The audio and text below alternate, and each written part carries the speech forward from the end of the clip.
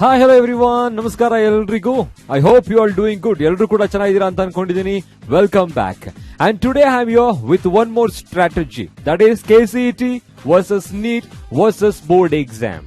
So ಈ ಮೂರು exams ಗಳನ್ನು ಕೂಡ ನಾವು ಒಂದೇ ಬೇಸಿಸ್ ಮೇಲೆ ಕನ್ಸಿಡರ್ ಮಾಡ್ತೀವಿ, ಅಂದ್ರೆ NCERT. So NCERT text book ಅನ್ನ ಇಟ್ಕೊಂಡು ಈ ಕಡೆ KCETಗೂ ಕೂಡ ಓದ್ಬೇಕು, ನೀಟ್ಗೂ ಮತ್ತೆ ಬೋರ್ಡ್ ಎಕ್ಸಾಮ್ಗೂ ಕೂಡ ಓದ್ಬೇಕಾಗತ್ತೆ.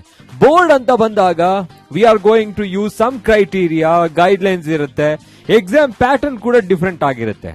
ಸೊ KCET ನೀಟ್ಗೆ ಹೆಲ್ಪ್ ಆಗ್ಲಿ ಅಂತ ಬೋರ್ಡ್ ಎಕ್ಸಾಮ್ ಅಲ್ಲಿ ಇವಾಗ ಆಬ್ಜೆಕ್ಟಿವ್ MCQs ಗಳನ್ನು ಕೂಡ ಆಡ್ ಮಾಡಿದ್ದಾರೆ. ಹಾಗಿದ್ರೆ ಇವು ಮೂರಕ್ಕೂ ಇರೋ ಡಿಫರೆನ್ಸ್ ಏನಿರುತ್ತೆ, ಮತ್ತೆ ಯಾವ ತರ ಎಕ್ಸಾಮ್ ಪ್ಯಾಟರ್ನ್ ಇರುತ್ತೆ, ಮತ್ತೆ ಯಾವ ತರ ಓದ್ಬೇಕು ಅನ್ನೋದನ್ನ ಇವತ್ತಿನ ಸ್ಟ್ರಾಟಜಿಯಲ್ಲಿ ನಾನು ನಿಮ್ಗೆ ತಿಳಿಸ್ಕೊಡ್ತೀನಿ. ಓಕೆನಾ? So without wasting time, let's get started.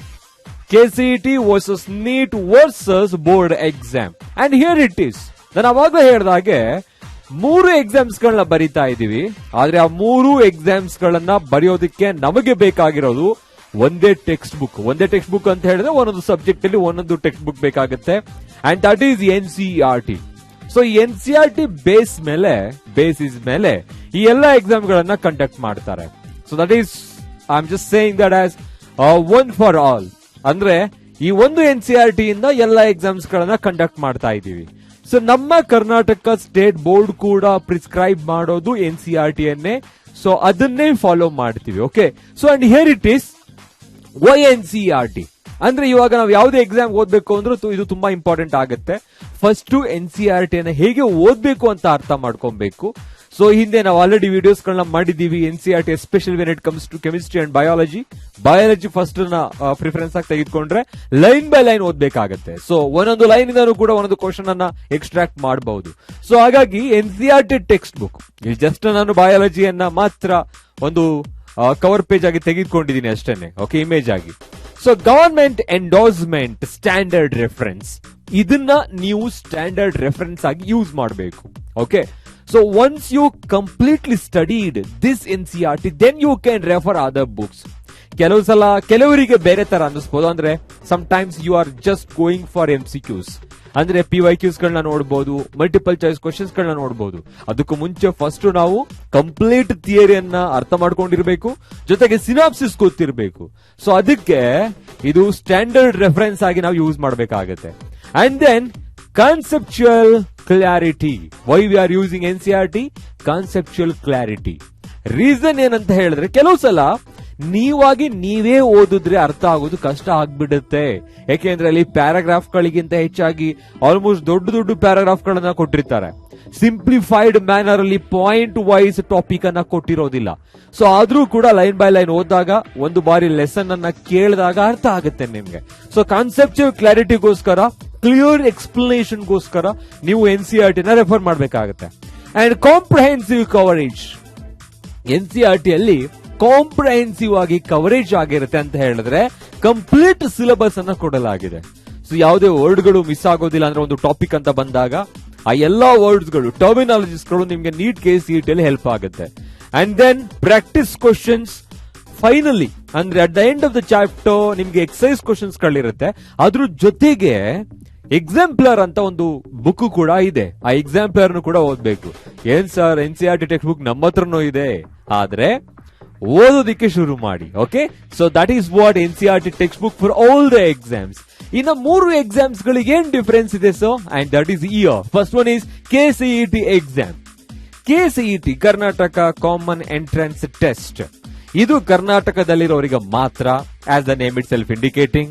And here there are usual ಆಗಿ ಯಾವ ತರ ಇರುತ್ತೆ ಕ್ವಶನ್ ಪೇಪರ್ ಪ್ಯಾಟರ್ನ್ ಅಂತ ಬಂದಾಗ, ನೀವೇನಾದ್ರೂ ಫಸ್ಟ್ PU ಅಥವಾ ಸೆಕೆಂಡ್ PU ಅಲ್ಲಿ ಇದ್ರೆ ಇವಾಗ್ಲಿಂದಾನೆ ಮಾಕ್ ಟೆಸ್ಟ್ ಗಳನ್ನ ಅಟೆಂಡ್ ಮಾಡೋದಕ್ಕೆ ಶುರು ಮಾಡಿ, ಕ್ವಶನ್ ಪೇಪರ್ ಗಳನ್ನ ಕಲೆಕ್ಟ್ ಮಾಡ್ಕೊಳ್ಳಿ and try to analyse the whole thing. ಅಂದ್ರೆ ಯಾವ ಚಾಪ್ಟರ್ ಇಂದ ಎಷ್ಟು ಕ್ವಶನ್ ಗಳನ್ನ ಕೇಳ್ತಾರೆ ಆ ತರ. ಫಸ್ಟ್ ಪ್ಯಾಟರ್ನ್ ಗೊತ್ತಿರಬೇಕು ನಮ್ಗೆ. ಏನಿದೆ ಅದು? MCQ based, multiple choice questions based paper ಆಗಿರುತ್ತೆ. ಇಲ್ಲಿ ಯಾವುದೇ ತರ ಥಿಯರಿಯನ್ನ ಬರೆಯೋ ಅವಶ್ಯಕತೆ ಇಲ್ಲ, ಮಾರ್ಕ್ ಮಾಡಬೇಕಾಗಿರುತ್ತೆ, ಶೇಡ್ ಮಾಡಬೇಕು. ರೈಟ್, OMR ಶೀಟ್ ಅಲ್ಲಿ ಕರೆಕ್ಟ್ ಆನ್ಸರ್ ನಾವು ಶೇಡ್ ಮಾಡಬೇಕಾಗುತ್ತೆ. ಅಂದ್ರೆ 4 ಆಪ್ಷನ್ ಅಲ್ಲಿ ಕರೆಕ್ಟ್ ಆಪ್ಷನ್ ಅನ್ನ ಶೇಡ್ ಮಾಡಬೇಕು. So that is what MCQ based questions ಗಳಾಗಿರುತ್ತೆ.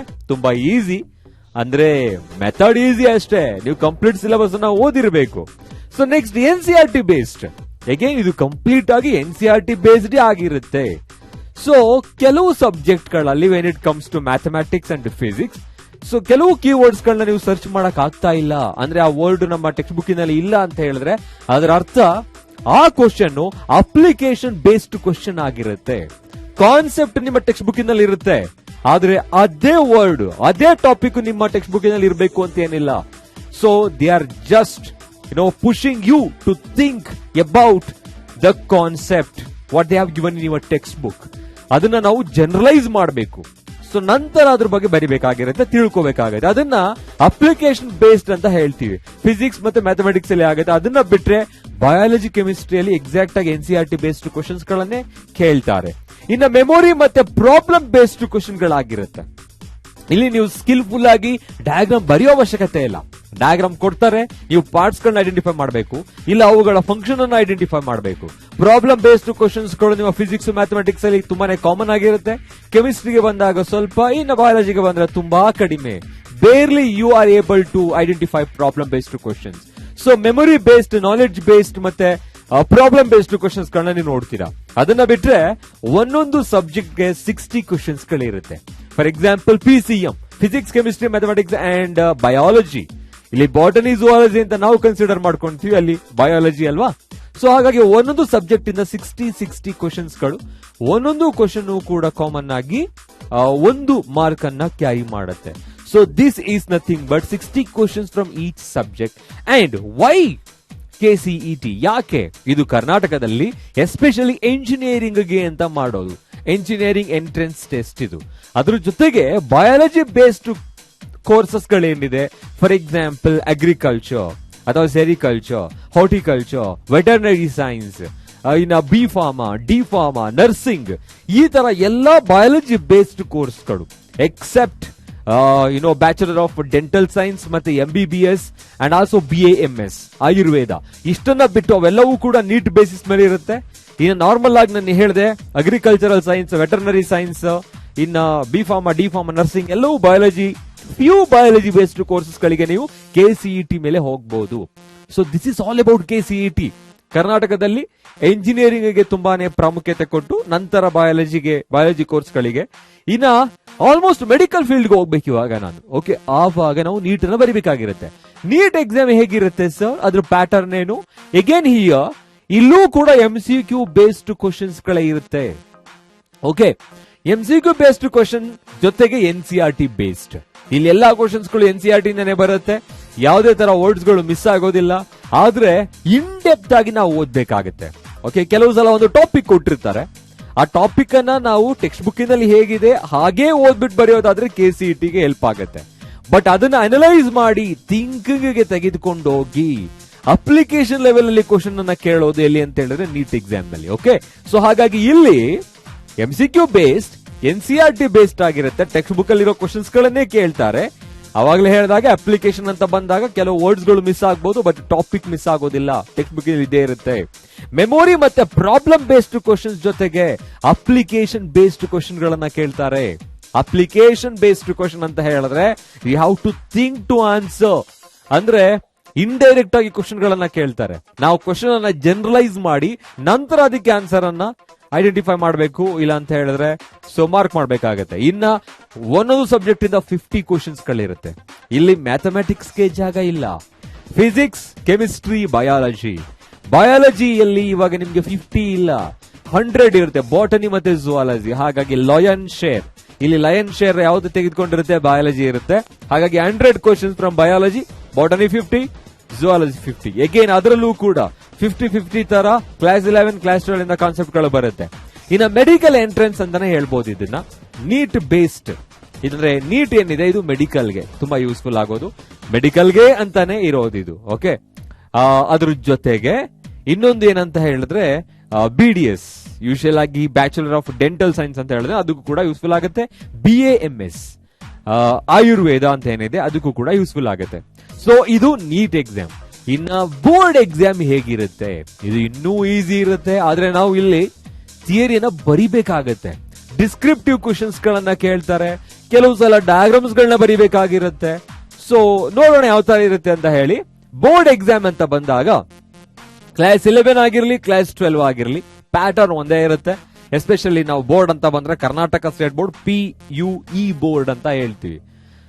So ಇದರಲ್ಲಿ ಕಾಮನ್ ಆಗಿ ಏನಂತ ಹೇಳಿದ್ರೆ ಲಾಸ್ಟ್ ಇಯರ್ ಇಂದ ಹೊಸದಾಗಿ ಇಂಟ್ರೊಡ್ಯೂಸ್ ಮಾಡಿರೋದೇನು, 15 MCQs in your board exam.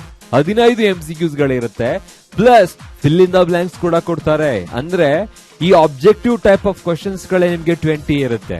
Passing marks ಬಂದು 70ಗೆ 21. You can easily score. And diagrams, when it comes to biology, they're asking nearly about 15 to 18 marks coming from, for that is that diagram ಗಳಿಗೆ ಕೇಳ್ತಾರೆ. Common ಆಗಿ ಕೇಳಿದ್ದು ಕೇಳೇ ಅಂದ್ರೆ ಅದನ್ನೇ ಕೇಳ್ತಾ ಇರ್ತಾರೆ. ಎಕ್ಸಾಂಪಲ್, ಮೇಲ್ ರಿಪ್ರೊಡಕ್ಟಿವ್ ಸಿಸ್ಟಮ್ ಕೇಳ್ತಾರೆ, ಆಂಟಿಬಾಡಿ ಮಾಲಿಕ್ಯೂಲ್ ಕೇಳ್ತಾರೆ, ಸ್ಟ್ಯಾನ್ಲಿ ಮಿಲ್ಲರ್ ಎಕ್ಸ್ಪೆರಿಮೆಂಟ್ ಕೇಳ್ತಾರೆ. ಈ ಡಯಾಗ್ರಾಮ್ಸ್ ಗಳನ್ನ ಪದೇ ಪದೇ ಕೇಳ್ತಾ ಇರ್ತಾರೆ. So you can go for that. So ಇಲ್ಲಿದೆ MCQ ಜೊತೆಗೆ ಫಿಲ್ ಇನ್ ದ ಬ್ಲಾಂಕ್ಸ್ ಮತ್ತೆ ಡಿಸ್ಕ್ರಿಪ್ಟಿವ್ 2 ಮಾರ್ಕ್, 3 ಮಾರ್ಕ್ ಮತ್ತೆ 5 ಮಾರ್ಕ್ ಕ್ವಶನ್ಸ್ ಗಳನ್ನ ಕೇಳ್ತಾರೆ. ಇದು ಸಬ್ಜೆಕ್ಟ್ ವೈಸ್ ಚೇಂಜ್ ಆಗುತ್ತೆ. ಓಕೆ, ನಂತರ ಇಲ್ಲಿ NCERT ಬೇಸ್ಡ್ ಆಗಿರುತ್ತೆ ಅಫ್ಕೋರ್ಸ್. ಸೊ ನೆಕ್ಸ್ಟ್ ಇಲ್ಲಿ ಮೆಮೊರಿ ಬೇಸ್ಡ್ ಕ್ವಶನ್ ಇರುತ್ತೆ ಒಂದು, ಇಲ್ಲೆಲ್ಲ ಯೂಸ್ ಮಾಡ್ತೀರಾ. In understanding level 2 marks, 3 mark questions ಗಳು ಡಿಸ್ಕ್ರಿಪ್ಟಿವ್ ಅಲ್ಲಿ ಬರೀತಾ ಹೋಗ್ತೀರಾ. ಸ್ಕಿಲ್ ಬೇಸ್ಡ್ ಇಲ್ಲಿ ಡಯಾಗ್ರಾಮ್ ಗಳನ್ನು ಕೂಡ ಬರೀಬೇಕು. ನಿಮ್ಮ ಸ್ಕಿಲ್ ಅನ್ನ ಚೆಕ್ ಮಾಡೋದಕ್ಕೆ ಡಯಾಗ್ರಾಮ್ಸ್ ಗಳು ಕೊಡ್ತಾರೆ. ಅಪ್ಲಿಕೇಶನ್ ಬೇಸ್ಡ್ ಕೊನೆ ಒಂದು ಮೇನ್ ಅಲ್ಲಿ ಏನ್ ಮಾಡಬಹುದು, ಇನ್ ಡೈರೆಕ್ಟ್ ಕ್ವಶನ್ ಗಳನ್ನ ಕೇಳಬಹುದು. ಸೊ ಅದು integrated questions we can say. So integrated questions ಗಳನ್ನ ಕೇಳ್ತಾರೆ. ಇನ್ನ eligibility for any exams, like ನೀವು KCET ಬರಿಬೇಕು, ನೀಟ್ ಬರಿಬೇಕು. ಎನಿಹೌ ರಿಸಲ್ಟ್ ಬರೋಕ್ಕೂ ಮುಂಚೆನೆ KCET ಎಕ್ಸಾಮ್ ನಡೆದ್ರೆ ಏನಾಗುತ್ತೆ, ಬರ್ದಿರ್ತೀರ. ಆದರೆ ಎಲಿಜಿಬಿಲಿಟಿ ಯಾವಾಗ, ನೀವು ಪಾಸ್ ಆಗಿರ್ಬೇಕಾಗತ್ತೆ. Minimum 45 to 50% in your board exam you must score. ಅಷ್ಟು ಸ್ಕೋರ್ ಮಾಡಬೇಕು. Then only you are eligible for KCET and NEET examination. So ಇದು eligibility not only for KCET and NEET exam. Next ಯಾವುದೇ course ಗಳಿಗೆ ಹೋಗ್ಬೇಕು ಅಂದ್ರೆ ಈ exam ನ pass ಮಾಡ್ಬಿಟ್ಟೆ ಹೋಗ್ಬೇಕು. 10th ಪಾಸ್ ಆದ್ರೆ 11th ಪಾಸ್ ಆದ್ರೆ 12th, ಇದು ಪಾಸ್ ಆದ್ರೆ ತಾನೇ ನೆಕ್ಸ್ಟ್ ಡಿಗ್ರಿಗೆ ಹೋಗೋದು. ಸೊ ಹಾಗಾಗಿ ಎಲ್ಲವೂ ಬೇಸ್ಡ್ ಆಗಿರೋದು NCERT ಟೆಕ್ಸ್ಟ್ ಬುಕ್ ಮೇಲೇನೆ. ಆದರೆ ಅಲ್ಲಿ ಕೇಳೋ ಕ್ವಶನ್ಸ್ ಗಳು ವೇರಿ ಆಗ್ತಾ ಹೋಗುತ್ತೆ. ಆ ಕ್ವಶನ್ಸ್ ಗಳನ್ನ ಸ್ಟಡಿ ಮಾಡಿ ಈ ಎಂಟೈರ್ ಕ್ವಶನ್ಸ್ ಗಳನ್ನ, ಈ ಪ್ಯಾಟರ್ನ್ ಅನ್ನ ಕಂಪ್ಲೀಟ್ ಆಗಿ ನಿಮ್ಗೆ ಆಲ್ರೆಡಿ ಗೊತ್ತಾಗ್ತಾ ಇರಬಹುದು. Arjuna for class 11 and also Lakshya for class 12. Arjuna KCET 2025, Lakshya KCET 2025. Class 11, class 12 ಮಕ್ಕಳಿಗೆ ಲಾಂಚ್ ಆಗಿರೋ ಬ್ಯಾಚಸ್ ಗಳು. In this batch we are teaching for board as well as KCET examination. KCET ಗೆ ಹೆಸರಲ್ಲೇ ಇರೋದ್ರಿಂದ ಲಕ್ಷ್ಯ KCET 2025 ಅಂತ ಹೇಳಿ, KCET ಪ್ರಿಪರೇಷನ್ ಗೆ, ಬೋರ್ಡ್ ಪ್ರಿಪರೇಷನ್ ಗೆ ಅಲ್ಲಿ ನಿಮ್ಗೆ ಮಾಕ್ ಟೆಸ್ಟ್ ಗಳು ಕೂಡ ಇರುತ್ತೆ. ಆ ಮಾಕ್ ಟೆಸ್ಟ್ ಗಳಲ್ಲಿ ಅಂತ ಹೇಳಿದ್ರೆ you come to know, okay, how I am doing here and next how I am preparing for the exam ಅಂತ ಗೊತ್ತಾಗುತ್ತೆ. DPP ಕ್ವಶನ್ಸ್ ಗಳು ಇರುತ್ತೆ. ಪ್ರತಿದಿನ ಕ್ಲಾಸ್ ಇದ್ರೆ ಪ್ರತಿದಿನದ ಟಾಪಿಕ್ ಮೇಲೆ ನಿಮ್ಗೆ 10 ಕ್ವಶನ್ಸ್ ಗಳು ಸಿಗುತ್ತೆ. And you come to know what is your preparation ಹೇಗಿದೆ ಅಂತ ಗೊತ್ತಾಗುತ್ತೆ. ಸೊ ಈ ತರ ಬ್ಯಾಚಸ್ ಗಳನ್ನ ಯುಟಿಲೈಸ್ ಮಾಡ್ಕೊಳ್ಳಿ. And that is very useful for all these 3 exams. ನಮ್ಮ ಬ್ಯಾಚಸ್ ಗಳು ಎಲ್ಲದಕ್ಕೂ ಯೂಸ್ಫುಲ್ ಆಗಿರುತ್ತೆ. ಸೊ ಎನಿಹೌ ಐ ಹೋಪ್ ಈಗ ಏನಾದ್ರು ನೀವು ಕ್ಲಾಸ್ 11 ಅಲ್ಲಿ ಇದ್ರೆ ಅಥವಾ ಕ್ಲಾಸ್ 12 ಅಲ್ಲಿ ಗೊತ್ತಿಲ್ಲದೆ ಇದ್ರೆ ಡಿಫರೆನ್ಸಸ್ ಗಳು ನಿಮ್ಗೆ ಗೊತ್ತಾಗಿರುತ್ತೆ. ಮುಂದೆ ಇದ್ರ ಬಗ್ಗೆನೆ KCET ಮತ್ತೆ ನೀಟ್ ಬಗ್ಗೆನೆ ಕೆಲವು ಸ್ಟ್ರಾಟಜೀಸ್ ಗಳನ್ನ ಮಾಡ್ತಾ ಹೋಗ್ತೀವಿ. ಅಂಡ್ ಇವತ್ತಿನ ಸ್ಟ್ರಾಟಜಿಯಲ್ಲಿ ಜಸ್ಟ್ 3ಕ್ಕೂ ಇರೋ light difference, thin layer of difference ಅನ್ನ ನಾನು ನಿಮ್ಗೆ ಹೇಳಿಕೆ ಟ್ರೈ ಮಾಡಿದೀನಿ. ಸೊ ಮತ್ತೆ ಇನ್ನೊಂದು ಸ್ಟ್ರಾಟಜಿ ಜೊತೆ ನಾನು ನಿಮ್ಗೆ ಸಿಗ್ತೀನಿ. Till then take care, have a nice day everyone. Bye bye.